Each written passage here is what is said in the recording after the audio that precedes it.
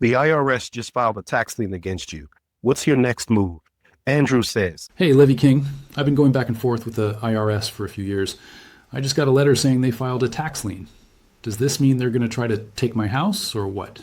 What do I do now? Andrew, I know this can be a scary moment, but trust me, this is something that happens all the time, and there are some great options available for you if you act early.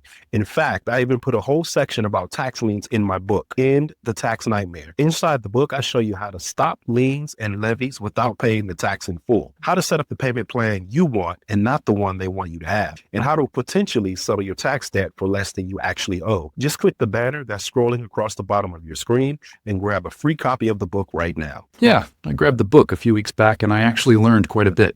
And if anyone watching has a question that you want me to answer, just drop it in the comments and I may answer yours next. Andrew, I know that receiving a notice of federal tax lien is serious, but it doesn't mean that the IRS is coming to steal your house.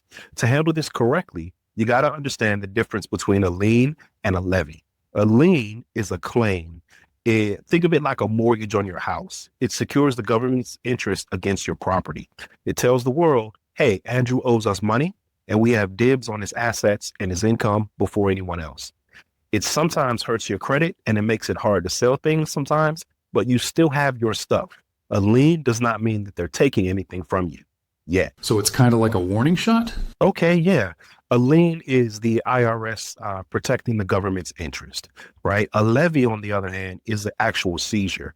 That's when the IRS actually reaches into your bank account and takes your cash or, levies your paycheck. So what happens next? The thing about a lien is you have just 30 days from the date that the notice was sent to you to request something called the collection due process or CDP hearing. The CDP hearing is your chance to appeal the lien and also to work out something with them, like an offer in compromise or an installment agreement. Now, the worst thing you can do is ignore it. If you ignore the lien, the next step actually is a levy. The IRS, they understand that people fall behind, but they're not going to wait forever, right? So you need to get compliant. You need to file any missing tax returns and set up a resolution plan immediately.